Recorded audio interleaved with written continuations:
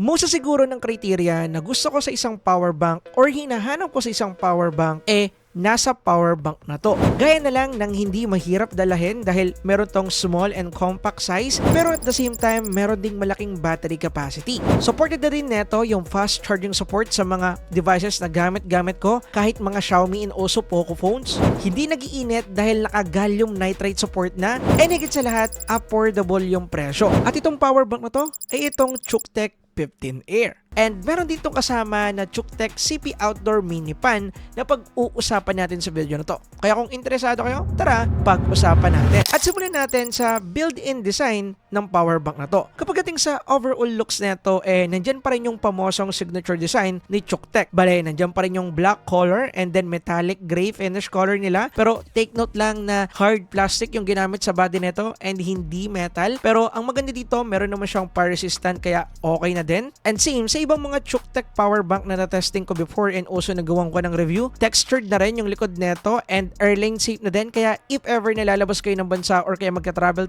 dito sa Philippines, no worries kasi pwedeng dalhin. Meron na rin tong TFT display. Makikita natin dito yung mga common information. Kagaya na lang ng input and output wattage natin dito para ma-monitor natin kung ano yung mga pumapasok at lumalabas sa wattage sa kanya. If ever na gusto nating i-monitor habang nag-charge or kaya ginagamit siya, makikita na din natin dito yung time kung hanggang ilang oras yung itatagal ang power bank na to habang chine-charge or ginagamit natin siya sa mga devices natin. And ganoon din, kung i-charge natin yung power bank, makikita rin natin dito or magdi-display din siya dito sa portion na to kung ilang oras yung aabutin bago siya ma-full charge. Then meron na rin tayo ditong power button na gagamitin din natin para ipang navigate dito sa kanyang TFT display. Meron kasi tong current and voltage monitoring at kung ano-ano pa na pwede nating makita dito sa kanyang TFT display. Meron na nga rin pala tayo ditong low power mode na kung saan pwede natin gamitin sa mga accessories natin kagaya ng earphone or kaya ng smartwatch if ever na i-charge natin to. At para ma-activate yun, kailangan lang nating i-double click yung power button natin. Kapag dating naman sa mga ports neto, meron tayong 2 USB-C ports and isang USB-A port. Or sa colored USB-C port natin, meron tong max 90 watts fast charging support na kung saan pwede natin gamitin sa mga laptops natin. Then dun naman sa second USB-C and also USB-A natin,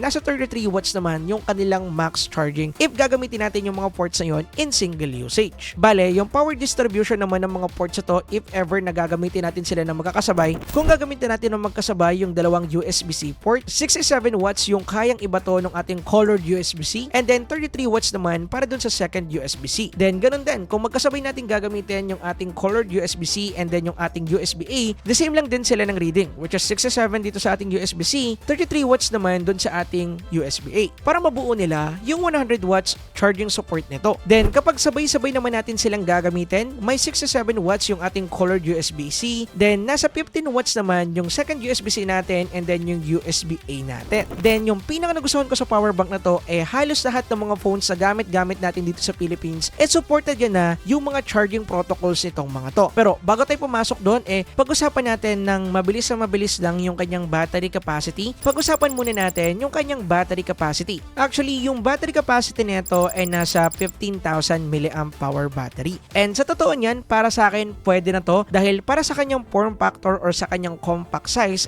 goods na sa akin. Dahil most likely, gagamit lang ako ng power bank kapag lalabas ako ng bahay. Like for example, meron ako mga aayusin, meron ako mga personal na lakad, or kaya pupunta ako ng event, hindi pwedeng mawala ang isang power bank. Kasi syempre, kinakailangan natin lagi yung mga phones natin. Kaya para sa akin, yung kanyang 15,000 mAh capacity plus yung kanyang form factor na talagang compact, pwede na dahil pwede ko siyang ilagay sa bag ko nang hindi ako nabibigatan. Unlike sa ibang mga 20,000 or 30,000 mAh power bank dyan na sobrang bibigat to the point na hindi mo na siya madala. Ngayon naman, balik tayo dun sa ating charging compatibility. Kagaya ng sabi ko kanina, halos lahat ng mga phones na ginagamit natin dito, supported na ng power bank na to yung mga charging protocols nila. Dahil meron tong Adapt Charging ADC 2.0. Kaya supported nito yung PD Charging 3.0 para sa mga laptops natin, PPS Charging Protocol para sa mga Samsung, Oppo, Vivo, Realme, and Honor phones, UFCS para sa Huawei, OnePlus, iQOO phones at kung ano-ano pa. And then syempre hindi pwedeng mawala pati yung ating Xiaomi Hypercharge para sa mga Poco and Xiaomi phones. Kaya tinesting ko to dito sa mga phones na meron ako dito sa studio and unang-una dyan is itong Red Magic 10S Pro. And as you can see, gumana agad dito yung kanyang fast charging support. Tinesting ko rin to dito sa nire-review ko na S24 Ultra at gumana din po dito dito yung kanyang fast charging support. Makikita ninyo dito sa may ilalim na part. Tinesting ko rin to dito sa ating Ico Satan Turbo Plus, and yes, gumana rin po dito yung kanyang fast charging support. And for sure, sa ibang mga Vivo phones out there, gagana din to. Tinesting ko rin to dito sa ating Tecno Phobos 7 Ultra, and as you can see, gumagana din po siya dito. And ganoon din dito sa ating Infinix GT30 Pro, gumagana rin po yung kanyang fast charging protocol dito, and as you can see, sinetup ko pa yan sa Hypercharge. Then syempre, tinesting ko rin yan sa Poco phones, which is itong ating Poco F7, and as you can see, gumana din dito yung ating turbo charge or yung ating hypercharge pagdating sa kanyang charging protocol, meaning gagana rin to sa mga Xiaomi phones na merong hypercharge charging protocol, and most likely yun naman talaga yung ginagamit nila as of now. Kaya pagdating dito, yes, confirm na halos lahat ng phone na ginagamit natin supported na yung charging protocol sila dito sa power bank na to. And gusto ko nga lang din palang i-mention na naka gallium nitride or meron na rin tong gallium nitride chip sa loob, kaya kayang-kaya niyang ibigay yung efficiency pagdating sa pag-charge ng mga phone natin, and also hindi din umiinit yung phones natin kahit na activated dito yung fast charging. At syempre yung mismong power bank din habang china-charge. Nagwo-warm lang siya ng konti pero hindi naman siya ganong umiinit. And isingit ko lang din pala itong kanilang Chuktek outdoor mini pan. Actually, napakaganda nitong mini pan na to dahil kung makikita ninyo, meron siyang USB-A dyan sa ibaba na kung saan pwede nating isaksak sa mga power banks na meron tayo, and then gamitin yung power ng power bank na yon para paganahin itong mini pan na to. And yung pinaka nagustuhan at saka advantage nito ay yung kanyang form factor. Maliit lang kasi siya, kasyang-kasya siya doon sa mga bags natin. Unlike sa ibang mga mini pans out there, masyadong malaki, medyo space consuming sa bag, which is hassle dalahin lalo na kung aalis ka. Dito kasi kahit sa bulsa mo, kasyang-kasya, pwede mong ilagay, pero syempre wag mo namang gawin, ilagay mo na lang sa bulsa ng bag, pwedeng-pwede na yan dyan. And in terms of power, actually mas malakas pa to sa personal pan na ginagamit ko kapag lumalabas ako kasi pawisin akong tao. And based dito sa ginawa nating testing, as you can see, mas malakas talaga yung hangin na binabato neto unlike sa regular na mini pan na gamit ko dito. Although mas malaki yung sakop or mas malaki yung area na sakop-sakop ng mini pan na gamit ko, pero mas malakas naman dito sa ating Chuktek CP outdoor mini pan na to. Kung mapapansin ninyo dito sa ginawa naming air testing, mas malakas yung binubugang hangin neto unlike dito sa personal mini pan na gamit ko kapag lumalabas ako. Mapapansin natin yan dun sa lakas ng usok or buga ng usok pagdating dun sa kanilang mga pans. And yung pinaka nagustuhan ko dito, pwede natin siyang gamitin sa kahit anong power bank. And isa rin sa nagustuhan ko dito, hindi siya ganong kalakas pagdating sa power dahil 10 watts lang yung konsumo nito. And based sa data sa ginawa nilang testing dito, kaya natin ito pagtakbuhin ng almost 1 day ng tuloy-tuloy para sa isang 10,000 mAh power bank. And if ever na gagamitin natin to dito sa ating Chuktek 15 Air, aabot to ng isang araw at kalahati. And around 4% lang yung mababawas once sa papatakbuhin natin to ng 30 minutes ng tuloy-tuloy. Which is I like. Yung nitpick ko lang siguro dito sa mini pan na to, unlike sa ibang mga mini pans out there, medyo mas malakas yung ingay niya unlike doon sa mga yon kapag naka-maximum yung kanilang speed. Kaya pala, meron tayo ditong 3 level of speed. Bale, meron tayong level 1 which is gentle cooling lang.